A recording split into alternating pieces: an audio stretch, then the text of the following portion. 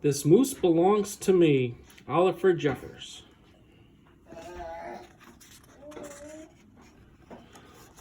Wilfred owned a moose. He hadn't always owned a moose. The moose came to him a while ago, and he just knew, that it was meant to be. He thought he would call him Marcel. He began following Marcel, explaining the rules of how to be a good pet. Much of the time, it seemed as though the moose wasn't listening, but Wilfred knew he was. Mostly because he followed Rule 4 very well, not making too much noise while Wilfred plays his record collection. Sometimes the moose wasn't a very good pet. He generally ignored rule number 7, going whichever way Wilfred wants to go. The moose had a very good sense of direction, and Wilfred did not.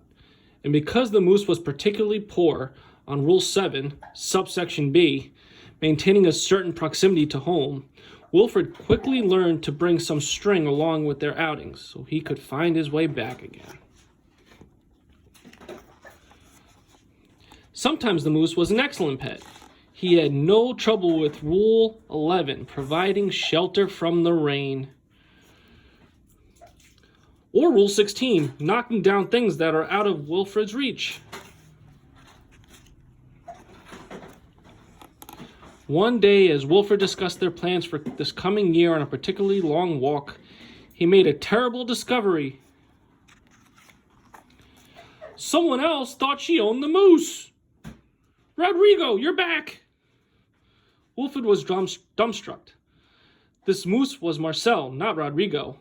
The old lady was mistaken, and Wilfred thought it only proper that he correct her. This moose belongs to me, he explained. And to prove it, he called Marcel. Heel! But the moose did not respond. He seemed more interested in the old lady.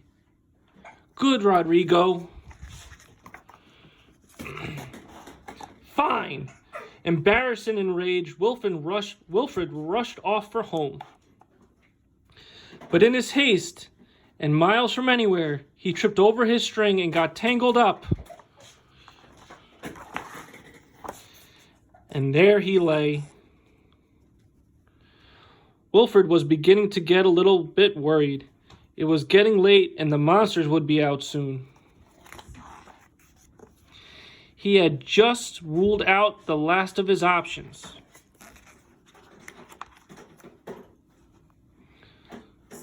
When along came the moose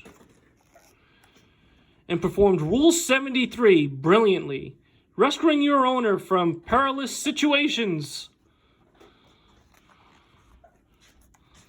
All was forgiven, and perhaps, Wilfred admitted, he never really owned the moose anyway.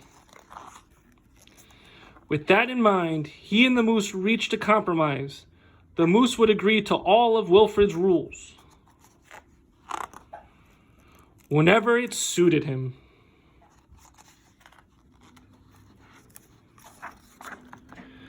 Dominic, you're back, and you brought me an apple.